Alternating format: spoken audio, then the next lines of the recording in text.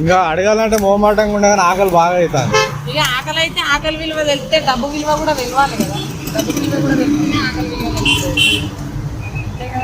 కొంచెం సరిపోతుంది. ఇక తిను ఆకలి అయితే అన్నావు కదా. ఏంటి వచ్చినా మీ ఇష్టం అక్క, మీరు ప్రేమతో ఏమి ఇచ్చినా తింటా. సరే ఓకే. అయితే ఏమి ఇస్తుంది?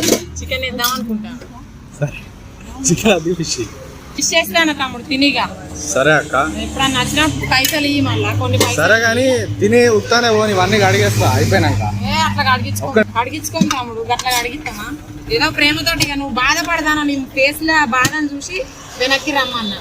సరే అక్క, ఇంకా కడుపుందో తిన్నాక చాలా మంచి మనకు ఆకలి అన్నం పెట్టినావు కాదు రోజు